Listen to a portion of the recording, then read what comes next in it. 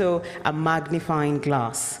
Together, we've been taking stock of Kenya's progress along the key food system pathways, celebrating what is working, what is not working, what are the challenges, and also shaping a roadmap that's bold and also inclusive, grounded in real experiences.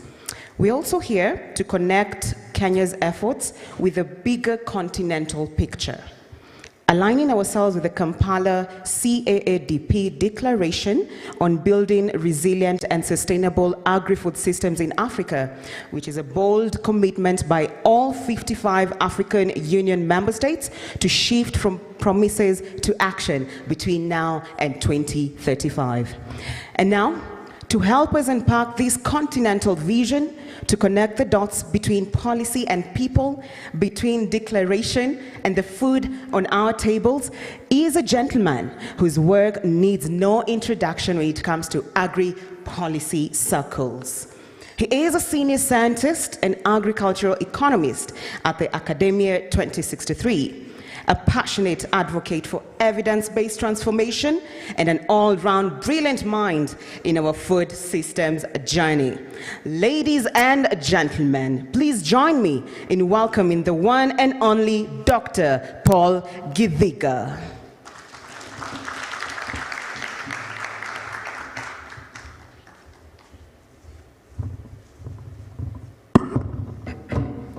Thank you, moderator. Good morning, everyone. I hope that the team can project my presentation now.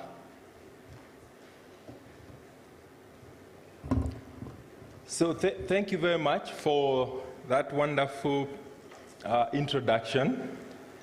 The only correction is that the name is Gothiga, not Gothiga, but that is minor, so that's all right. So I want to thank the organizers of this conference for giving me the opportunity to present to you the highlights of the Kampala Declaration. It is very fresh, having been adopted by the heads of states and governments in a summit, an extraordinary summit held in January in Kampala. So before I do so, however, I will want to provide a small introduction to the CAADP itself, for those who may not be familiar. I will also take you through the journey that led to the CAADP, the Kampala Declaration itself, highlight the guiding principles of CAADP, and take you through the CAADP strategic objectives or commitment areas, and I will end by highlighting the call to the member states and what they need to do. So CAADP agenda is an agenda that has been around for a while. It was first adopted by the heads of states and governments in Maputo in 2003. And at that time, they had two main commitments that they made, that they would be allocating at least 10% of the national budgets to agriculture, and that they will endeavor to achieve growth rates of 6% per annum for the ag sector. And actually, they will shift to focusing on agriculture as actually the engine for economic growth, to ensure that we eliminate hunger, reduce poverty, and of course, achieve development. After 10 years of implementing that Maputo CAADP Declaration, in 2014, again, the heads of state and government recommitted to CAADP, this time in Malabo in Equatorial Guinea, by adopting the Malabo CAADP Declaration on accelerated growth and transformation for shared prosperity and improved livelihoods. So that was to be implemented between 2015 and 2025. It had 7 broad commitments, which I won't have the time to take you through. So since that is coming to an end in December this year, a process started thinking about what do we do after 2025. Do we continue with the CAADP agenda or do we stop? Certainly, the agreement was that they had to continue, the continent has to continue with the CAADP agenda because not everything has been achieved as originally desired, but also new challenges and opportunities had emerged. So in this past January, the heads of states and governments of the African member state adopted the Kampala CAADP Declaration on building resilient and sustainable agri-food systems in Africa. Let me step back a little bit and talk about how are this agenda formed, or how are they cooked, if you like. So, as I have said, since this is coming to an end in this year, there was need for a successor agenda, which needed to address new and ongoing challenges in agriculture, and therefore the African Union initiated this process towards shaping the future through two main work streams. First of all, there was a stakeholder engagement, but also because CAADP revolves around evidence, there was research and analytical work to go with that.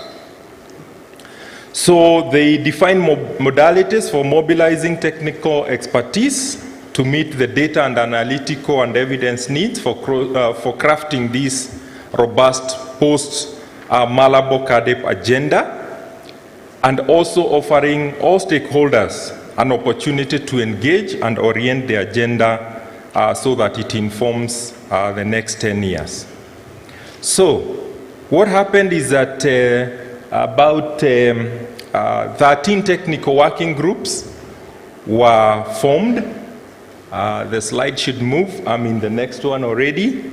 So 13 technical working groups were formed to actually allow people and stakeholders to take time and think through issues that were identified as being important for CAADP process the next 10 years. So the first technical working group dealt on principles and values of CAADP. The technical working group number 2 dealt with issues of investment finance. Number 3 on food security, nutrition, health and food safety and SPS issues. Number 4 was on emerging technologies, including biotechnology, AI, and productivity growth. Number 5 was on issues of reducing poverty through an inclusive agri-food growth and transformation. Number 6 was on trade. 7 was on resilience. 8 was on mitigation and adaptation to climate change. 9 on inclusivity. Number 10 was focusing just on theory of change and results. How do we move from inputs to impacts that we desire? 11 was on coordination, capacity, implementation, etc. 12 on communication and advocacy. And the last one was on what we call the CAADP biennial review, data management and mutual accountability. So each of those technical working groups were headed by a convener, which was selected as an African Center of Excellence or agency, and they paired up with a co-convener and attracted as many members as would have wanted to join that technical working group. And they were basically to support the analysis that was needed to inform the context of the next strategy for agri-food system transformation. Each one of them, the 13 working groups, technical working groups, produced a report that actually became part of the, if you like, the inputs into formulation of the Kampala Strategy and Action Plan and the declaration. So in essence, there were three work streams that were going side by side. There was stakeholder consultation that started with a political buy-in at the AU level, where the heads of states and governments endorsed this process. There were 5 regional a stakeholder consultation at the REC level, the regional economic communities. At that time, there were also many seminars, technical round tables, and side events that were going on. Even independent memoranda were actually being received, and of course, the synthesis and consolidation of stakeholder input. On the other side, the research and analytical work was going on through the 13 technical working groups that I have already mentioned. Of course, those inputs were received and reviewed by a technical review committee, and then, of course, the synthesis was done and consolidation of that work. So the two were coming together where the drafting was actually happening for the 10-year strategy and action plan and the declaration.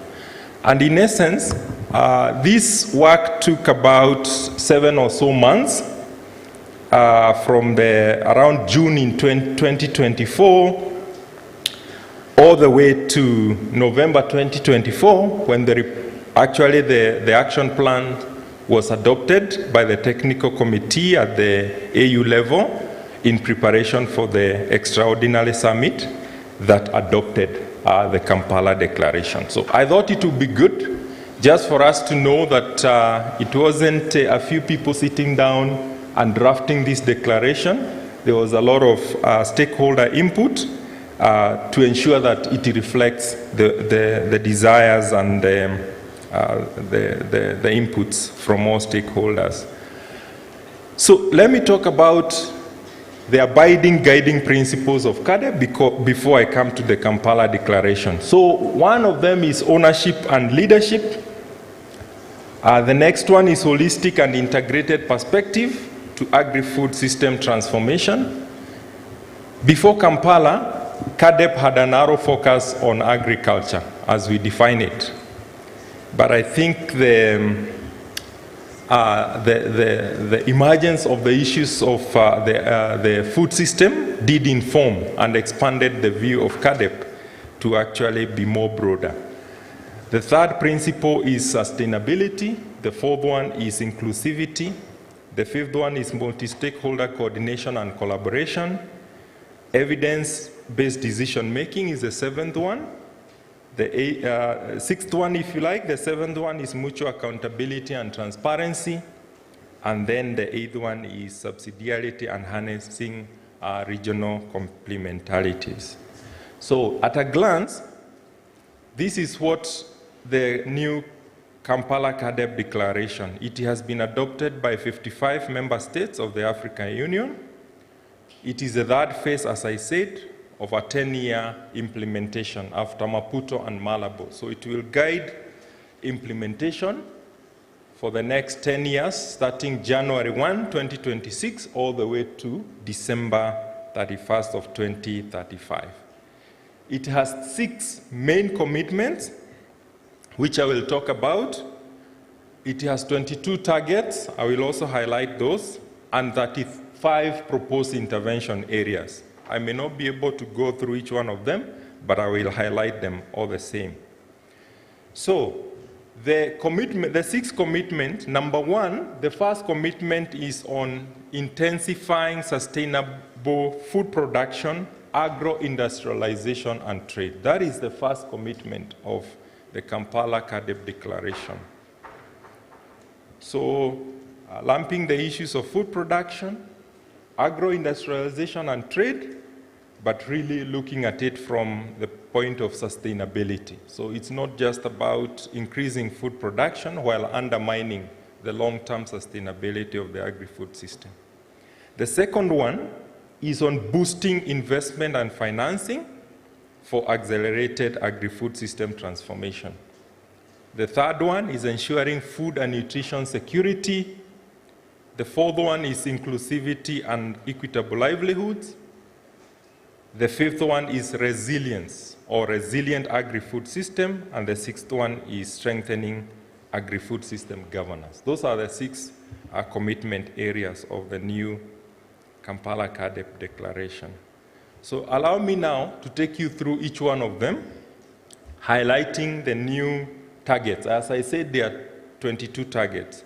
So on commitment number 1, which is about intensifying sustainable food production, agro-industrialization and trade, by 2035, the heads of state committed to increase food production by 45% through sustainable practices. So the aim is where we shall be in 2026, by 2035, we should have increased our food production minimum by 45%, but in a sustainable manner.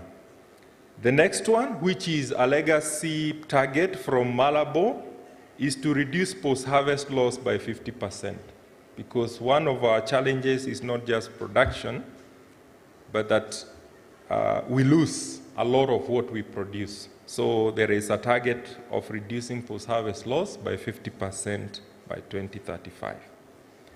The third one is on trade, which is also a legacy target because it was there in Malabo, CAADP Malabo, which is to triple intra-African trade in agri-food products and inputs. The only change there is that inputs were not part of what we were talking about when we were talking trade, but now it's in there. Then the other one, which is focusing on agro-industrialization, is to raise share of locally processed food to 35% of the agri-food GDP by 2035. So those are the 4 targets under commitment 1. Commitment number 2, which is on investment and finance. The key target under CAADP, Kampala CAADP, there is a target to mobilize a total of $100 billion US dollars in public and private investment in African agri-food system by 2035. So this is both public and private. The second one, a legacy one, not just from Malabo but from Maputo, is to ensure at least 10% of annual public expenditure is allocated to agri-food systems. And then a third one, which is now is more of intensity of spending, is to reinvest at least 15% of the agri-food GDP back into the sector by the same year. So those are the 3 main targets under commitment 2. Commitment 3 is on ensuring food and nutrition security. 3 main targets. 1 is to achieve zero hunger by 2035. Second one, reduce stunting by 25%, wasting, and overweight, all by the same level, 25%. And then the third one is to ensure that 60% of the African population can afford a healthy diet by 2035. Those are the commitments or targets under commitment number 3. Commitment number 4, on inclusivity and equitable livelihoods. The first one, reduce the number of people living in extreme poverty by 50% by 2035. The second one is on reducing yield gap between men and women farmers by 50%, and then empowering at least 30% of women, youth, and the vulnerable by 2035. Commitment number 5, on building resilient agri-food system. 2 main targets. The first one, put at least 30% of agricultural land under sustainable management and ensure that 40% of the households are protected from shocks. And these are all kinds of shocks: climatic, economic, pandemic, all those kind of shocks. Because we observed during the Malabo period that with COVID, that even shock can come from a pandemic, not just climatic or economic as it were. Then commitment number 6 is on governance, strengthening agri-food governance system. So here the 2 main targets are to ensure that all member states of the African Union adopt a good governance best practice in the agri-food sector based on CAADP principles, and that by 2030, the second one is to be achieved by 2030, that all countries incorporate what we call the CAADP biennial review process into their national joint sector review platforms, and then also incorporate the CAADP Kampala Declaration into their national plans. Good to say that Kenya is currently revising the National Agriculture Investment Plan, which expired in last year, 2024, and therefore there is an opportunity to ensure that it reflects the values and principles of Kampala Declaration. Okay, we can move to the next one. The intention here was not for you to be able to read because I know you are not able, but I just wanted to show how everything is coming together in sort of in a harmonious manner. So the first column is on the strategic objectives, okay? And I have talked about all the commitment areas, which are 6, 1, 2, 3, 4, 5, but there's the governance one is cross-cutting. Now, the next column is talking about the key intervention or the key interventions. So for example, if you want to intensify sustainable food production, agro-industrialization and trade, what do you need to do? So it is specified there. And then, if we do that, what do we expect to begin to see as the intermediate outcomes? That is what is in the third column. And then, later on, what will be the outcomes? Okay? For example, under commitment 1, the outcome will be increased productivity without depleting natural resources, because we are talking about sustainable increase in food production. But ultimately, what will be the impact? The impact is actually the great vision of this CAADP, Kampala CAADP, which will be sustainable and resilient agri-food system for a healthy and prosperous Africa.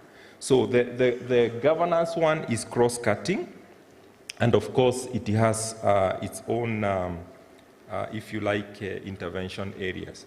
So there is sort of an attempt this time to ensure that there is a harmonious theory of change, how everything is coming together and how the interventions that are being proposed ultimately lead to the goal that we desire. So, of course, you can read more in this because this time round, we do not just have the declaration. People took time to develop the CAADP strategy itself and an action plan before just having a summary document, which is declaration. And all those documents are available online in the website of the Africa Union.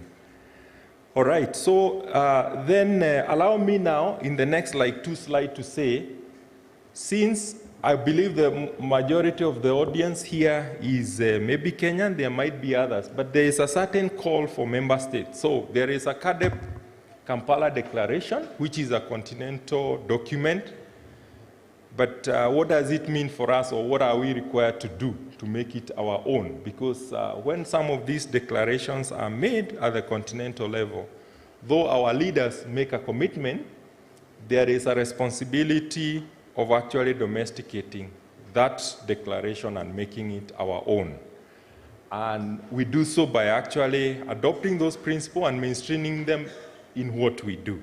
So the call to action for member states is that they need to integrate and reflect those commitments in the declaration, in the national policies, strategies, and budget frameworks for effective implementation through the National Agri-Food System Investment Plan, and ensure that that effective implementation programs and tools are in place to deliver on the NIPs.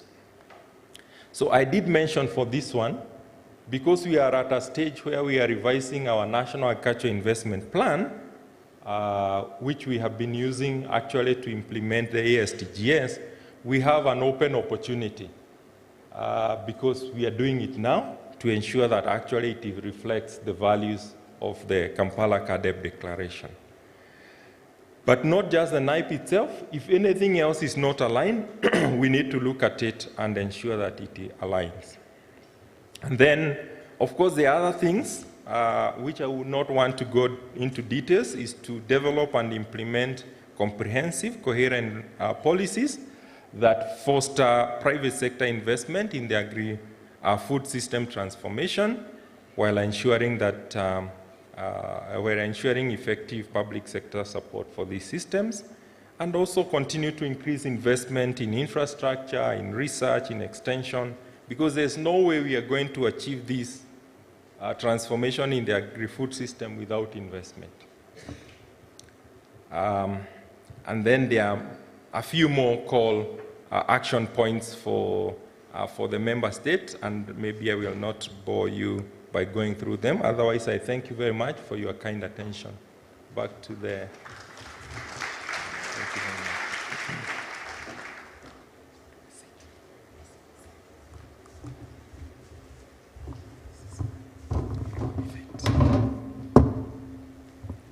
Thank you so much, Dr. Gothiga. Let's appreciate him once more.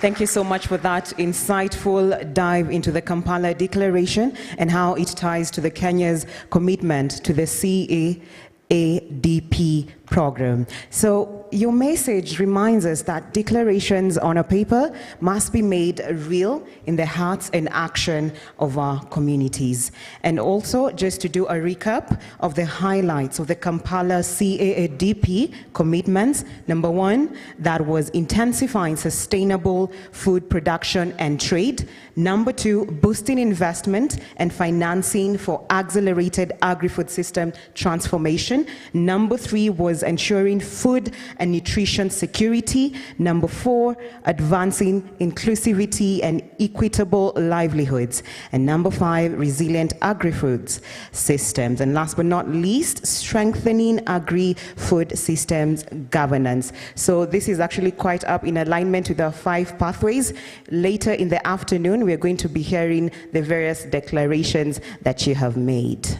So just want to switch up the gears a bit, beg your pardon, and I want to invite on stage Honorable Kenneth Onyango, who's the County Executive Committee member for Agriculture, Livestock and Fisheries for Kisumu County, and later he's going to invite the various county executives. So with no further ado, let's appreciate Honorable Kenneth Onyango.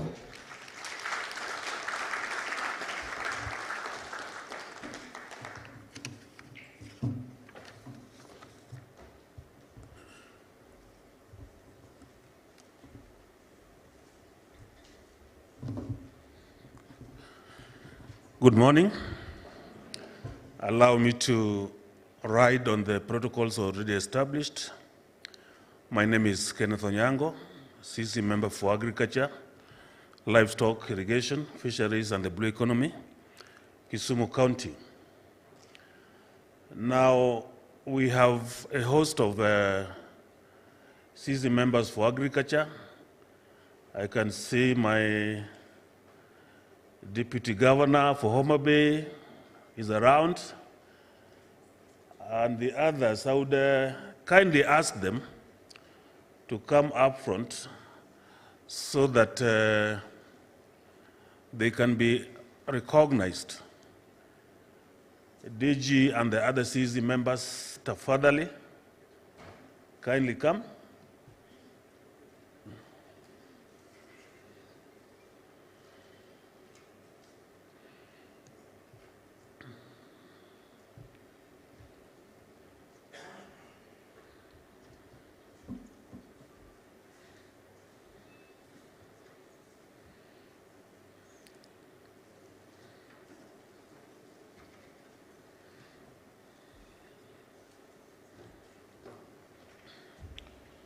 So, before they introduce themselves and have something to say, allow me to say that as Kisumu County, matters of food security are very pertinent to the governor's agenda. And as a matter of fact, we are one of those few counties that has a food system strategy paper that has already been launched, and we are operationalizing it. And as counties, we really want to put a lot of emphasis so that we become food secure. Of course, there are challenges that needs to be dealt with. Amongst them is the age cohorts that are actively involved in agricultural activities, most of which are in the age bracket of 50 to 60. So I know there are a lot of strategies that are being put in place to onboard youth to actively participate in agriculture. Of course, there is also high cost of farm inputs, which makes it difficult for farmers to engage in proper agronomical practices. And of course, the issue of seeds.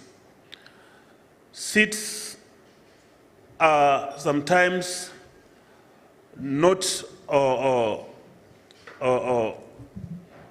very genuine. When we look back at the traditional or indigenous seeds, I think they are more or less disappearing. And I think a lot of efforts needs to be made to build indigenous seed banks so that we can consume nutritious foods. I think that when we partner with our partners or collaborate with our partners, then the bottlenecks that hinder our agricultural productivity amongst our peasant farmers will easily be remedied. And that is the kind of collaboration we'd wish as counties to increase so that Kenya becomes food sufficient. Without much ado, I would wish my colleagues to introduce themselves, and then finally the Deputy Governor of Homa Bay, who is also the Minister for Agriculture in that county, will close his remarks as representative of county government. Thank you so much. Thank you. Allow me to write on the other protocols. Ladies and gentlemen, good morning. My name is Mrs. Naholi. I'm the CC for Education from the county of Busia. I'll bring greetings from my governor, Dr. Paul Nyongesa Otoma, who's the chair of Kenya Blue Economy at the COG. We were invited here as a county, courtesy of our partners, SAF Foundation, the SAF, Dr. Songa is here, I saw Lillian here. We also work closely with UNICEF, another host of partners. We run a school feeding program that is a homegrown solution. So what we do is that our school feeding program is for the ECD learners. And this is a response to the stunting and the wasting and the statistics that came from health about Busia County. It was worrisome, and when Governor came in, we began this school feeding program, homegrown solution. And so what we do, we buy rice from our farmers in Bujalangi. They grow for rice. The parents, of course, it's a hot meal. We give them rice and beans. And the leafy vegetables, we've been supported by, of course, NICE to grow the leafy veg from the parents and the school environments and the 4K clubs. And so I can assure you that as Busia County, we are very keen on food security, on healthy diets, and so really appreciating our partners. I think what is just coming out here is that maybe counties will be one of the biggest financiers when it comes to uptaking food from the farmers, and so asking for your support and welcoming more partners to come and work with us and strengthen the food systems, and so that we can have healthy populations. And for me, is the healthy learners, because we know foundations are very important. And so for me, just to say we're here appreciating Agriculture Department, because ours is the food, so we have a policy that is multi-sector. We bring all partners. We bring the health department. We bring in, because the health takes care of the security of the food, safety of the food. They actually nutrition departments are the ones who give us the quantities. We don't just serve the food. We serve according to the directions of the, so when we're supplying the food to the schools, we go by the metrics and the guidelines from the nutrition department. And we also have, of course, health going around, and before the rice goes to the schools, it's milled in a local miller in the county. And so the health department usually goes there and do the testing for all those, whatever it's tested for. Sorry, I'm not here. And so we have, so it brings agriculture very important, because the agriculture department, my CC, he was here, Dr. Mukok, I think he's coming in late.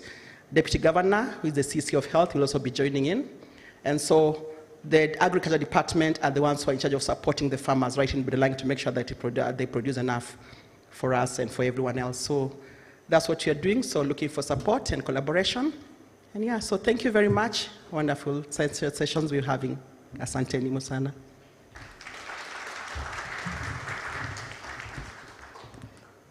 All the stakeholders in this forum, ladies and gentlemen, good morning. I'm Purity Koima, the CC in charge of education and technical training from the County of Champions, Elgeyo Marakwet County. And with me here, we have the team from the Department of Agriculture. My colleagues could wish to be here, but we are having a meeting back home in the county. And as a county, we are very strategic on this, and I'm honored to be here today to get a few insights on the feeding program, which is really our mandate as a department. We've just started, and we are doing uji and milk at the moment, but it will be very interesting going forward to see how we can get better diet, a diet that our learners can really have. And I must say we have a wealth creation policy at the county, where we're looking into how do we have resilient livelihoods. And going forward, I know we will be working with we've been working and we'll continue to collaborate with a lot of stakeholders on this, because our county is an agro county. Most of our farmers, or most of the population really are engaged on farming, but we could wish that this farming becomes a climate smart farming, a farming that is sustainable, a farming that is forecast. And so as a Department of Education, that we are the beneficiaries at the end of the day, we will continue to support the other department, the lead department, and also look forward to ensuring that we have a resilient community. Thank you so much. Sorry, I want to recognize our teams from the counties. From Kisumu, we have my chief officer. We have the county food systems officer, and we have the nutritionist officer. By the way, Kisumu is having the lowest stunting rate, thanks to Monica, who is our nutritionist officer from the county. We also have a team from Busia. Kindly be upstanding so that you can be recognized. That is the nutritionist officer from Busia. Homa Bay, other than our deputy governor. Okay, so Elgeyo Marakwet, the team from Elgeyo. Thank you so much. So our deputy governor, kindly give your remarks. Thank you. Good morning, everyone. Let me actually stand on the established protocol. And today is actually a very, very special day, where all the stakeholders in agriculture, livestock, and the consultants and experts have gathered to share how to tackle the issue of food, nutrition, income security. It is very, very important for us to meet. First, let me say that I'm called Joseph Magwanga. I'm privileged to serve as a deputy governor for Homa Bay County government, and also to be the head of agriculture, irrigation, and livestock. As a county,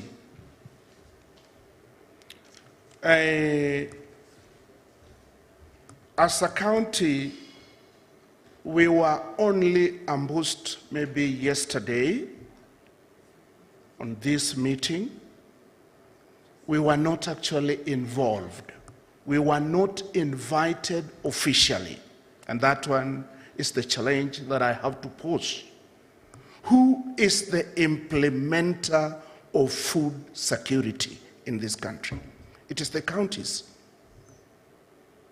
And if you look around, if you can only spot 2 or 3 CECs for agriculture, that means we may not be doing very well in terms of food production, food productivity in this country. And I want humbly urge the organizers that as you talk about agriculture, involve the counties, because this is a devolved function. That is one.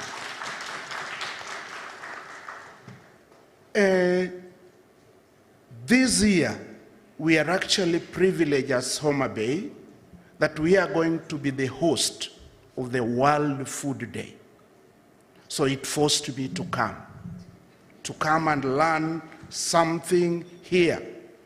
So how would I host you without addressing your need when you come there? So honestly, if you don't involve the host, then you will definitely have a problem. So I would kindly request the ministry represented by the PS that kindly be involving the counties. In any case, it is the agriculture CEC caucus that has a very, very, very strong movement. It is the only caucus which is so strong, and I'm not seeing the caucus leadership here. They would have actually been invited. So, Bwana PS, kindly next time be involving us. Let me just make some few comments. I don't underrate the intelligence of Kenyans. The only country with the best skills, the best professionals is Kenya. We normally do a lot in terms of research. We do a lot of work, and all this only gather dust on ourselves.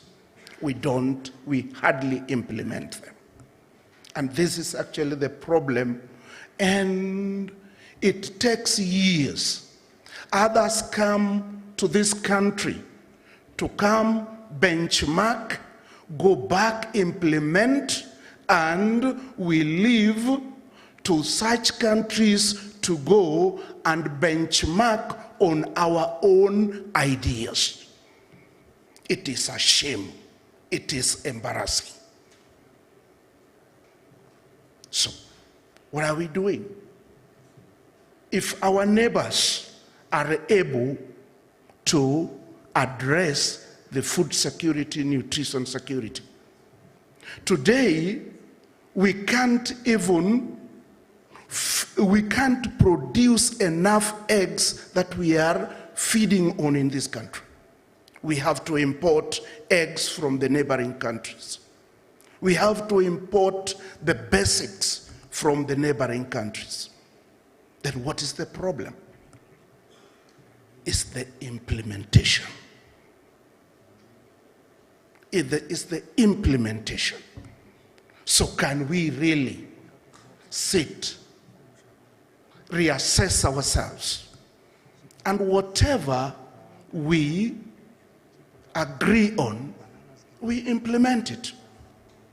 And after a short while, we reevaluate and see our weaknesses and our strengths and see how we can do much more in order for us to make value for every little coin we spend.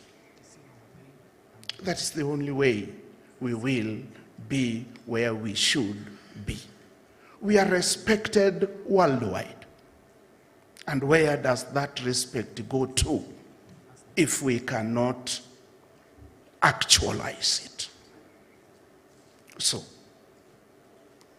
my fellow Kenyans, let us be serious. Let us be serious. That is the only thing I can say today. Let us not continue to spend, and the impact, the outcome is negligible. Thank you so much. May God bless you as you engage, share, collaborate, and network. Thank you so much.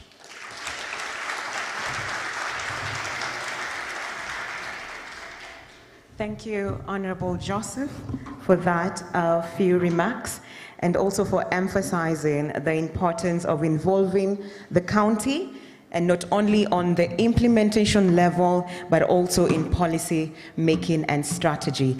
And we are looking forward to come to Homo Bay during the World Food Day, and we are looking forward to the sweet potatoes and sweet bananas. Makofi kwake once more. So we're just about to go into the break sessions, the break room sessions, but just before we head there, I want to invite the representative of Agriculture Sector Network, that's ASNET. I want to invite the CEO, or rather, Agriculture Sector Network, that is ASNET. Her name is Miss Agatha Thuo. Let's appreciate her while she walks on stage.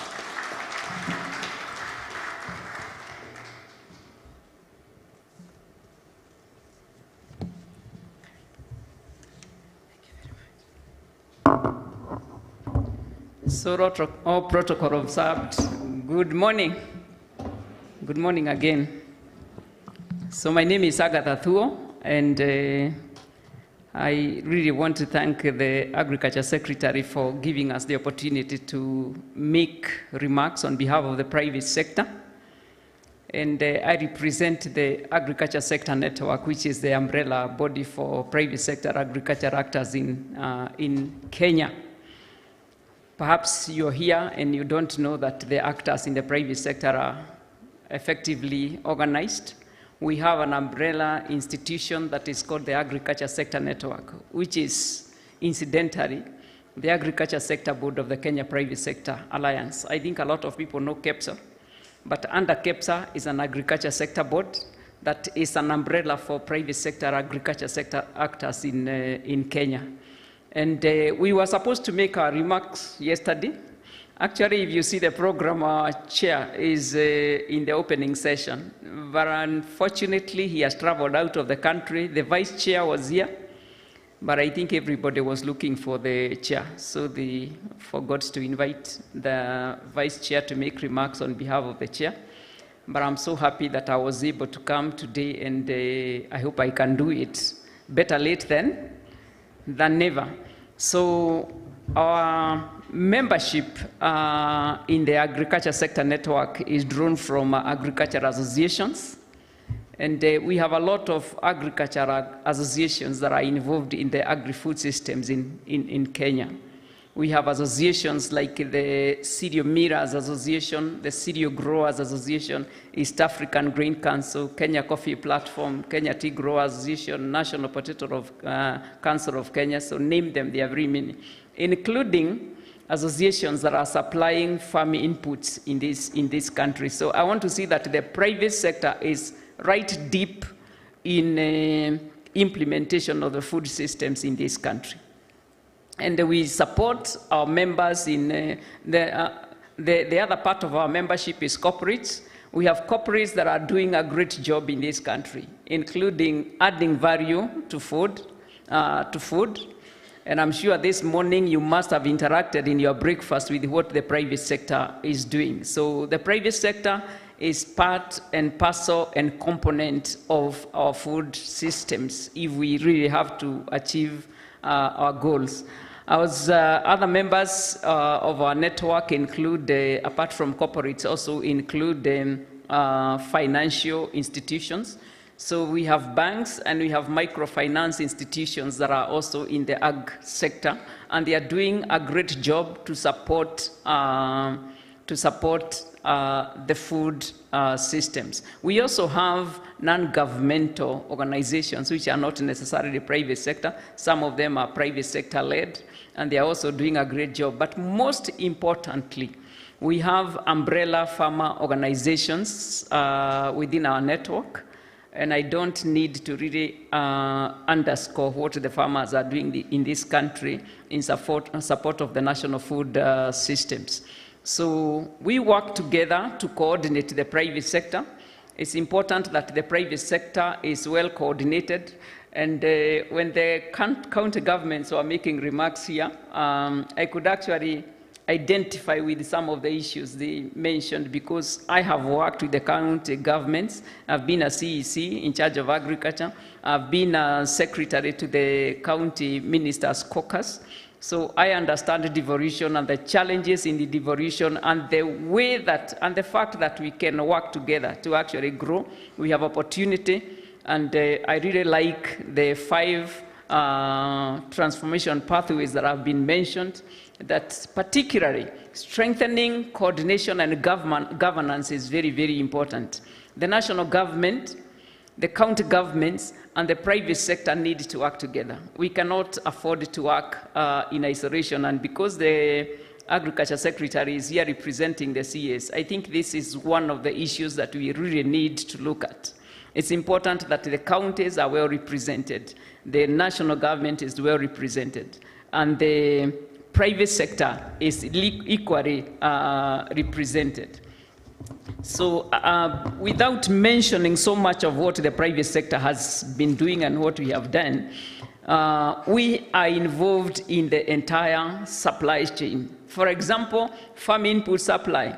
We have our seed companies, the Seed Traders Association of Kenya, which is the umbrella for the seed companies in Kenya. The Fertilizer Association of Kenya, which again is carrying so many companies that are supplying farm inputs. We need to speak with each other so that we can, for example, identify what particular fertilizers, what particular farm inputs are relevant in various agroecozones in our country. And again, we go all the way to the market. And the private sector is doing a lot in terms of supporting the food systems. For example, in terms of exports, at the moment, the agriculture sector is contributing 65% to the foreign exchange that is being earned in this country and creating so much opportunity. And we have opportunity to also together look at how the youth can get into the ag system, especially through one of the pathways I like, digitization, finance, very important. But for us to be able to achieve this, we need to work together.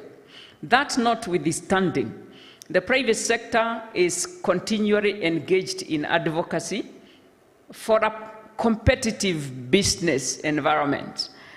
Whether you are a farmer or you are acting in any other level of the supply chain, it's very important that we have competitiveness in the agriculture sector.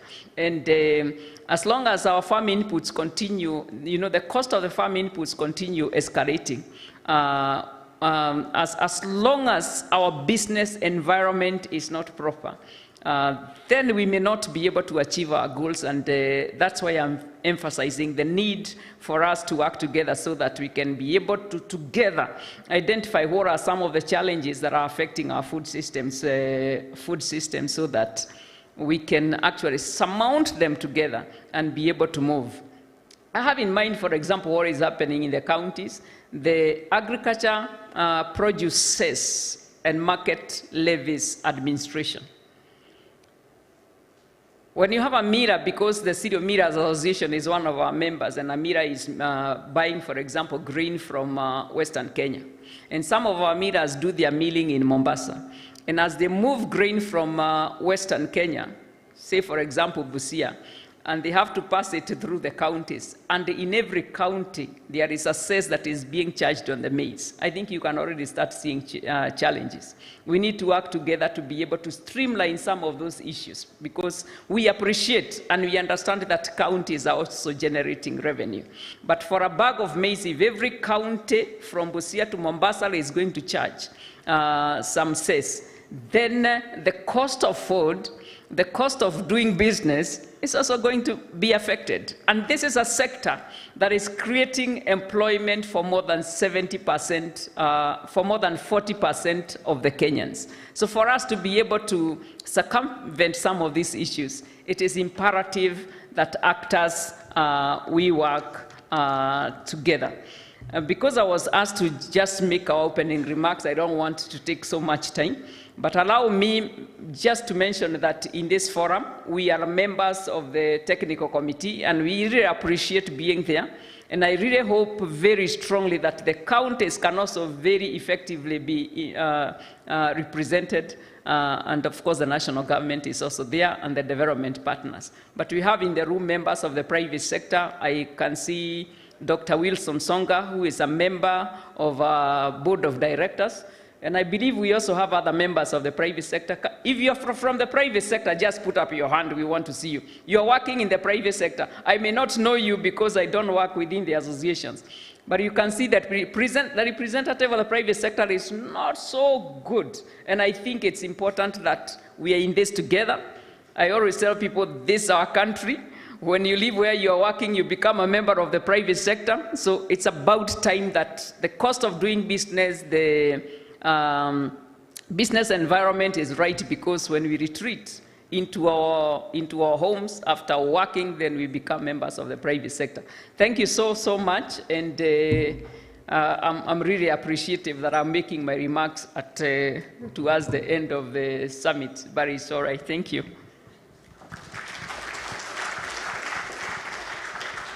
Thank you, Ms. Agatha Thuo, beg your pardon. Truly, the private sector is helping us move from food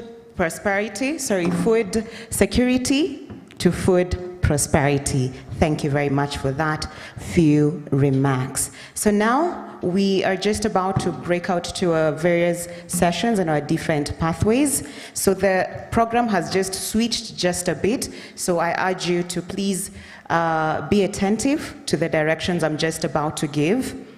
Now, it's around 10, somebody tell me what time it is? 10:17. It's 10:17 a.m. And now we're going to be having 4 pathways, or rather 4 sessions happening concurrently. So they follow as I mentioned them. So the first is school feeding programs. So if you're interested in that particular pathway, that is food feeding programs, which is going to be moderated by Madam Millicent Ochola, that will happen here. Yesterday, I know there were a lot of petitioning, but we're not petitioning today, so that topic will be handled here. For those interested with the topic Achieving SDG 2, please make your way to the tent labeled Pathway 3. Pathway 3. Please make your way to that tent. And just in case you haven't seen the tent, it's just right outside this building. Thirdly, if you're interested with the topic of food loss and waste, please find yourself to the tent labeled Pathway 4. Pathway 4 is handling the topic food loss and waste. After that, Pathway 5 is handling youth and women, who the moderator is Miss Tabitha Wairimu. So after that session, we'll have a health break, only for 30 minutes, okay? Just for 30 minutes, have your lovely mandazis. Then afterwards, we're going to we're going to go now to the different rooms as follows. If you're interested in the topic urban food systems, we convene here again, all right? If you're interested in the topic transforming food systems, you make your way to the tent labeled Pathway 3. Pathway 3, it's tackling the topic transforming food systems. Again, happening concurrently is the topic livestock and animal source foods as critical food systems components. Please make your way to tent labeled Pathway 4. Pathway 4 is tackling livestock and animal source foods. Later, not later, but concurrently, youth and women is being handled at tent labeled 5. Pathway 5 will be handling the youth and women. So that is going to only happen for 30 minutes. So after the breakout session, after the health break, we convene to the various rooms I have mentioned for only 30 minutes. Then after that, we are going to convene back here. Hopefully we're going to be within the 12 noon, just before lunch. We convene here for the plenary session where we're going to mention the declaration for the different pathways. Then after that, we'll have our closing ceremony, and then after that, our day will be done. Any questions? Going once, going twice? Okay, so here's what we're going to do next. If you know where you're supposed to go, this is what you will do next. Grab your notebooks, your insights, and your solution-driven spirit and head to your various rooms. Let's make this count.